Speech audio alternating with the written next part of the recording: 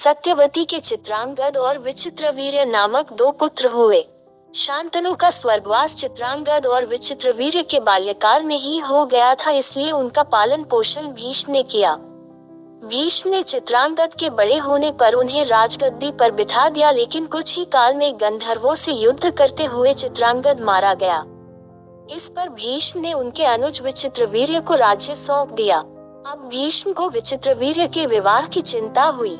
उन्हीं दिनों काशीराज की 3 कन्याओं अंबा, अंबिका और अंबालिका का स्वयंवर होने वाला था। उनके स्वयंवर में जाकर अकेले ही भीष्म ने वहां आए समस्त राजाओं को परास्त कर दिया और तीनों कन्याओं का हरण करके हस्तिनापुर ले आए।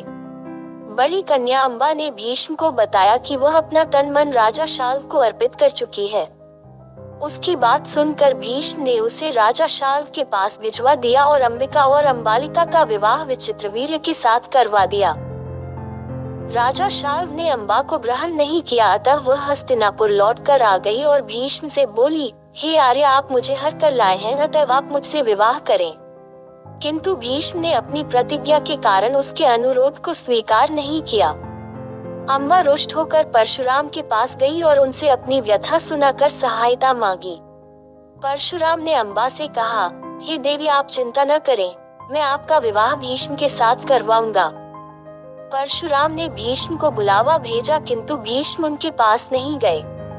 इस पर क्रोधित होकर परशुराम भीष्म के पास पहुंचे और दोनों वीरों में भयानक युद्ध छिड़ गया। दोनों ही अभूतपूर्व योद्धा थे, इसलिए हार जीत का फैसला नहीं हो सका। आखिर देवताओं ने हस्तक्षेप करके इस युद्ध को बंद करवा दिया। अंबा निराश होकर वन में तपस्या करने चली गई। विचित्रवीर्य अपनी दोनों रानियों के साथ भोग विलास में रत हो गए, किंतु दोनों ही रानियों से उनकी कोई संतान नहीं हुई और वे क्षय रोग से पीड़ित होकर मृत्यु को प्राप्त हो गए।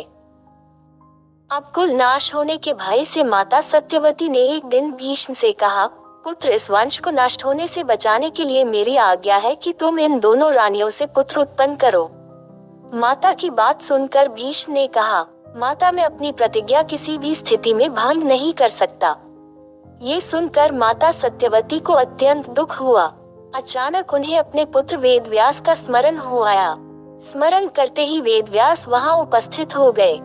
सत्यवती उन्हें देखकर बोली, हे पुत्र, तुम्हारे सभी भाई निसंतान ही स्वर्गवासी हो गए, अतः मेरे वंश को नाश होने से बचाने के लिए मैं तुम्हें आज्ञा देती हूँ कि तुम उनकी पत्नियों से संतान उत्पन्न करो।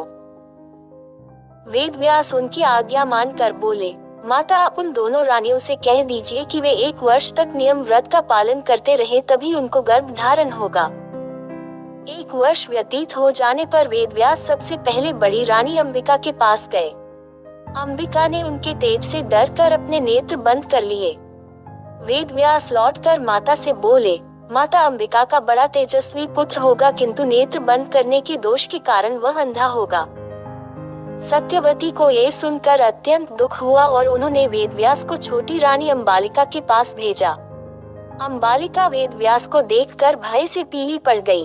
उसके कक्ष से लौटने पर वेदव्यास ने सत्यवती से कहा, माता, अंबालिका के गर्भ से पांडु रोग से ग्रसित पुत्र होगा।